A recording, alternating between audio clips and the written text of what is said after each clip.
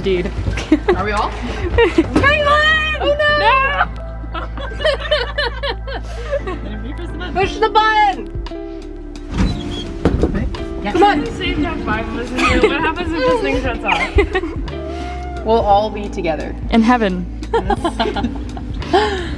The stench alone will kill us. I don't know what to do with my arm. It's just up in the air. Why are you so tall? I'm sitting on my tiptoes. Oh, okay. I was wondering. I love that these are written Sharpie. It just kills me every time.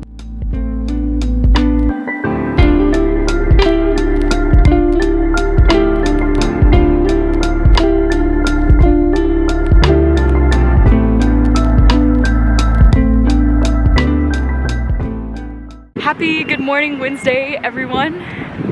We are in Batumi, Georgia.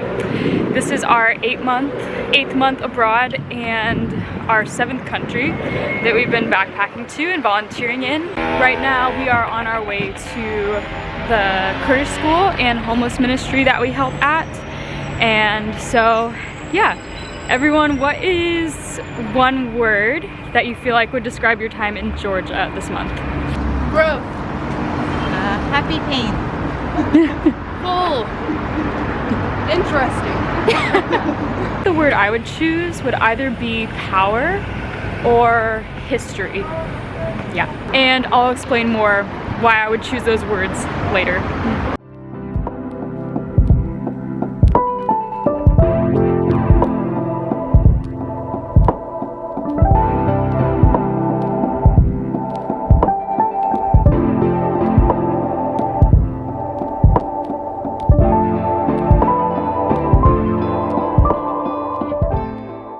This month, the majority of what we have done to serve the community has been through partnering with the local church here called Grace Center. We partnered with them in their ministry to the homeless.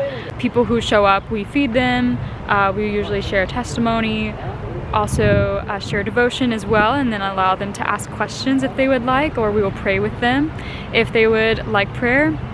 And then there are also like showers at the church, and so then they can use the showers. We also help with Kurdish School. A lot of the children are not in school.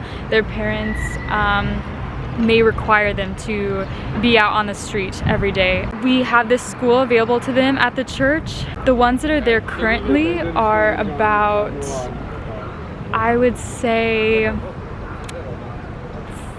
5 to 8 years old, most of them. And so they're learning how to write, learning how to read. Besides Kurdish School, we also help with the Bible studies that the church puts on. So there's a young adult Bible study we help with. There's also a women's Bible study that we help with. And then we also like help set up for like church services and things like that. And then there's English Club that we have on Wednesday evenings. For me, I help with those different activities with my team, but also another way that I've been serving people here in Georgia is through doing like healing prayer with some of the women here. So basically what that looks like is sitting down with them and asking them like what is an area of their life that they would like to experience the Lord's comfort in, truth in. Ask the Holy Spirit to like reveal what it is that is hurting them, and then we pray and ask the Lord to replace that pain or those negative like memories with His peace and with His hope in Jesus' name. And then after that, like usually they experience peace, and then we ask the Lord like what is the truth about this situation, and then they're able to like know the truth and hold on to that moving forward. And so I've seen Him be so faithful every single time that I've met with someone to pray with them. And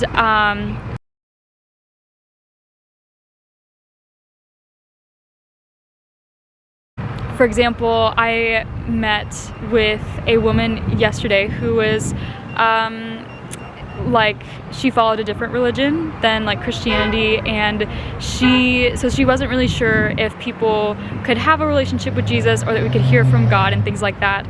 But she was sharing about how she was grieving about her husband that she had lost 2 years ago, and she was in her 30s, and yeah, just like had this overwhelming amount of grief that she really wanted to experience the Lord's peace and comfort in. And so we prayed together, and yeah, the Lord healed her. He lightened her sadness and just brought truth into her heart about how much he loves her and cares about her. And it was really incredible because even though she wasn't necessarily like seeking the Lord or didn't necessarily have a relationship with the Lord, like the Lord chose to heal her anyways. And I was so touched by that, like just so touched by the Lord's love and compassion to all people. It doesn't matter what religion, like he still wants to encounter each person and for each person to know him, and so it was really touching. Currently I am in Europe Square. There's some cool architecture here as well as all around Batumi.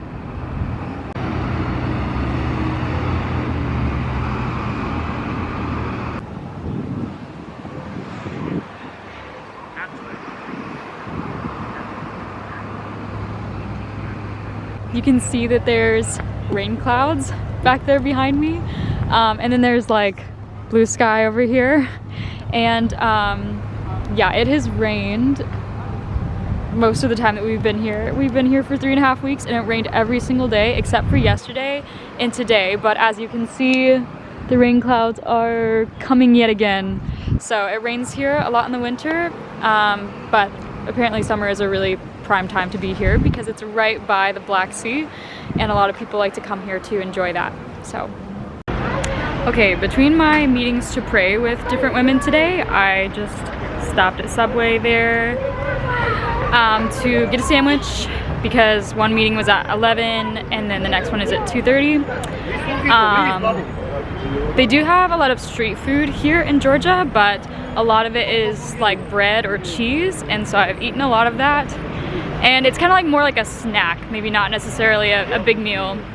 To get a real traditional meal with like the dumplings and everything, you need to go to a sit-down restaurant. For example, there's a place there across the street. You can get food. There's also a shawarma restaurant right there and another one beside it. I went to that one yesterday. It was really good. So this is what I mentioned before, places you can get bread.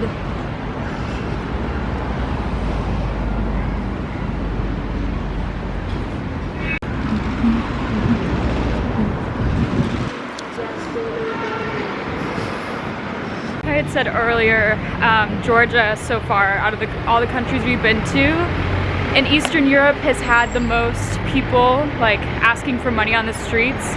Unfortunately, a lot of them are children, and a lot of them are Kurdish. And unfortunately, like the other day when we had the children at the Kurdish school and they were learning, one of their mothers came and said, hey, it was raining the last couple days. We didn't make enough money to have food tonight or the next couple days, so you need to go back out on the street. You can't be here learning. So they left, all except for one kid. He stayed and he was really diligently working on his workbook that he had. So I think they do have a choice somewhat of like whether they would like to stay at the school and learn or whether they would like to go back out on the street, but it's just hard because it's like, well, do I stay here and work on my education or do I want to eat tonight? It's just really unfortunate that that's like what it comes down to.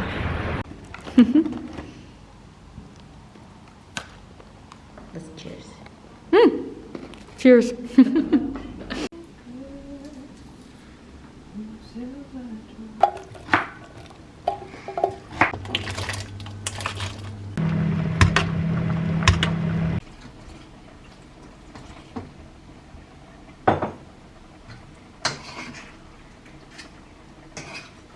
Have Thanksgiving in Canada? No. Yeah, we do. Just on a different day.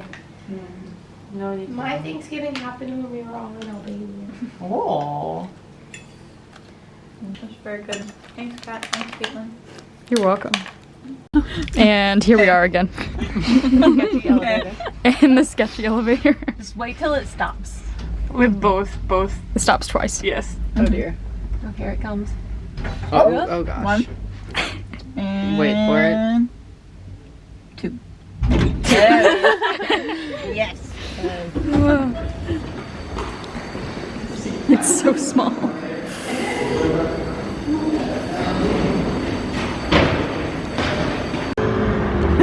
Oh yeah, I would love to get a picture like that. So the second woman that I prayed with today was from Iran. She'd grown up Muslim, but was currently like undecided about what she believed. And she had been grieving about her father who had passed away 4 years ago.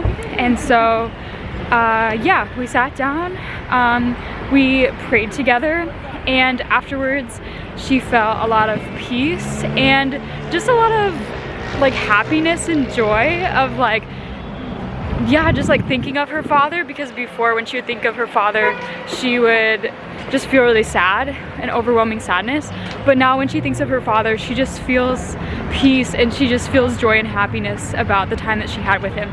So thanks God for that. Next we prayed about fear, because there's a lot of fear around like not having a father in your life anymore. There's so many things that your father does to take care of you, look out for you, and help with decisions and things like that. So we prayed about fear, and yeah, like the first couple of fears we prayed over, she got freedom from them. So now when she thinks of the things she's fearful of, like she doesn't have any fear now. It's just peace and trust in God.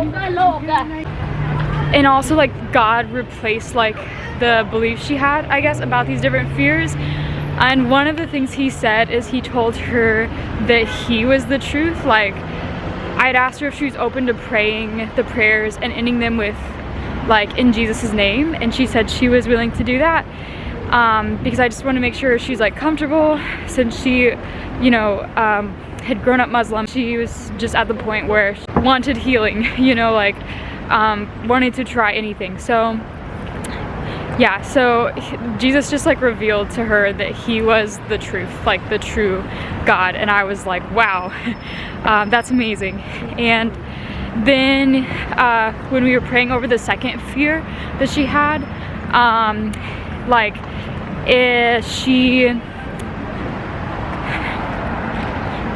I asked her how she felt afterwards, and she started getting really anxious and overwhelmed and started crying a little bit, and just getting like really frantic. And I recognized right away that that was demonic, that she was being oppressed by some demon with fear. So I immediately prayed over her that just praying to God that Satan had no right over her, and that we break off all agreements she's made with the enemy. We ask yeah, Jesus to cast out any fear from her that's oppressing her, and he did that. He did that for her. He yeah, afterwards she like calmed down, and then she said that she felt like so relaxed and so relieved that she just felt like she could lay down and like sleep in peace, because that like oppressive spirit had left her. And wow, yeah, that was really amazing. Thanks to God for that. So yeah, I'm really thankful I got to meet her, and I'm sure we'll stay in touch, and now she can comfort other women with the comfort that she's been given. But these are some of my friends I met here in Georgia. Hi, how are you? I'm Gustavo. I'm from Brazil with my wife here.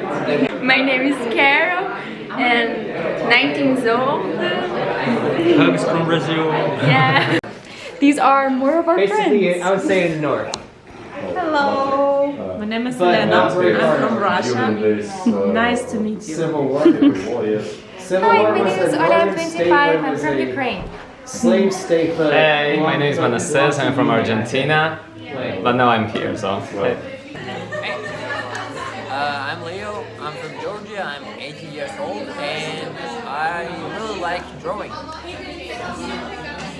I'm Max. I'm from Russia. I'm 20 years old, and I like play tennis. Oh, nice. These guys are awesome. It was awesome to meet them. Okay, this is anti-McDonald's.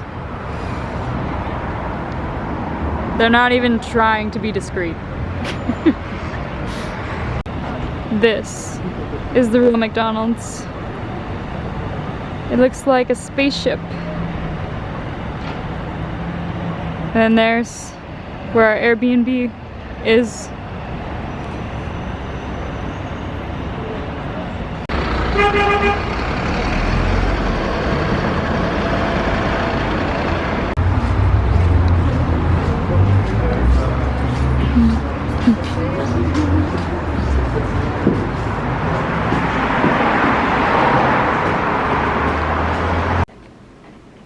So that is what a day in the life of living in Batumi, Georgia is like. Tonight we had our English club, and it's so cool how there's so many diverse people who come and who also just attend the church in general. It's an international church. There's people from South Africa there, from Egypt, from India, from a lot of people from Russia and Ukraine. Any other international people you guys can think of? Australia? Germany.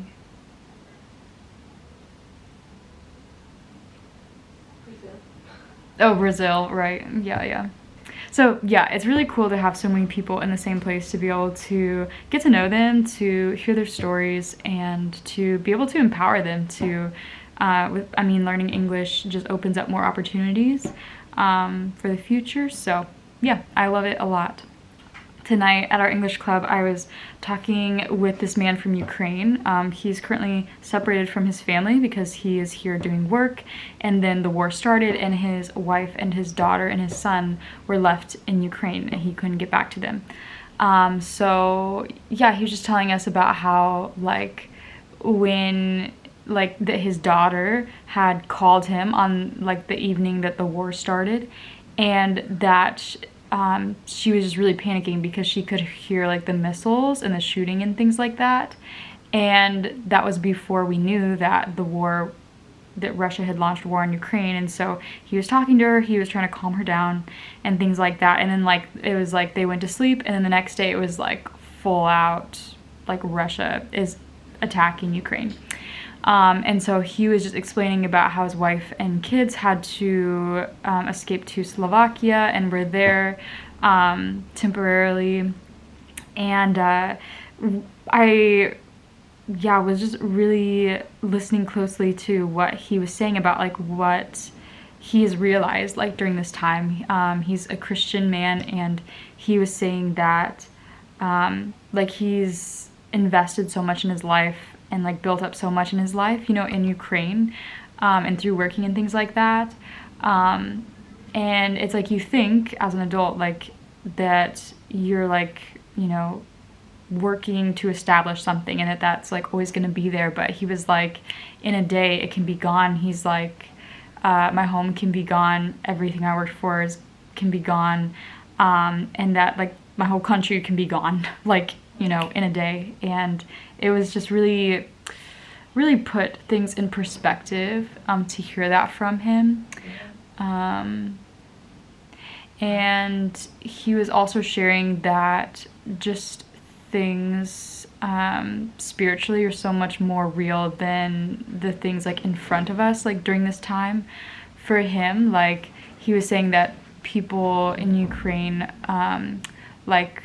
are starting to seek God more because they're realizing their own strength is not enough, and that there's true evil in the world. And in desperation, they're beginning to search for Bibles and read Bibles and things. Through this experience, he's just realized that spiritual things are so much more real and than he had previously thought.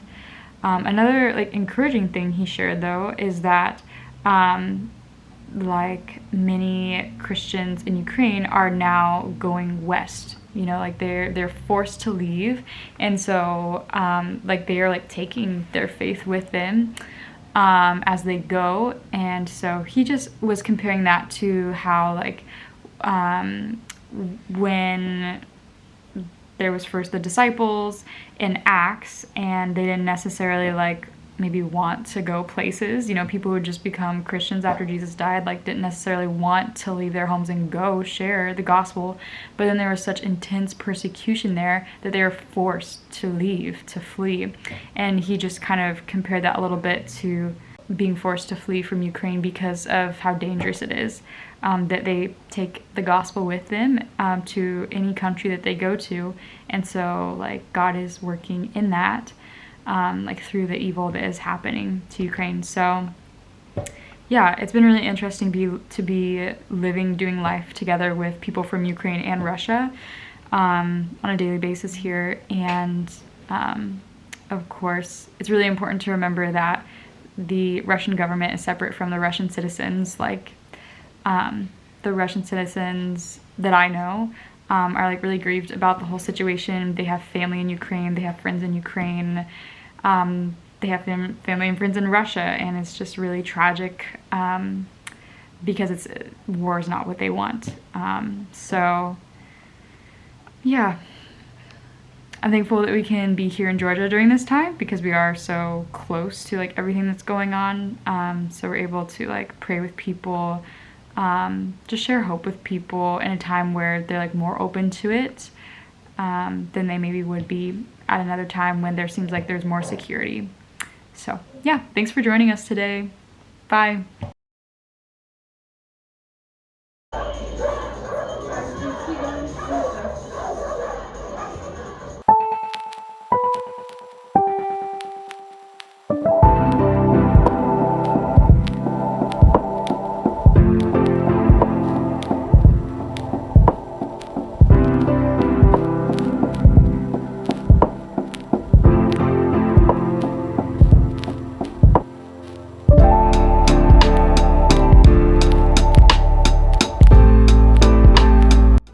I think there some people, I don't know, someone was telling me that people don't always eat the entire outside.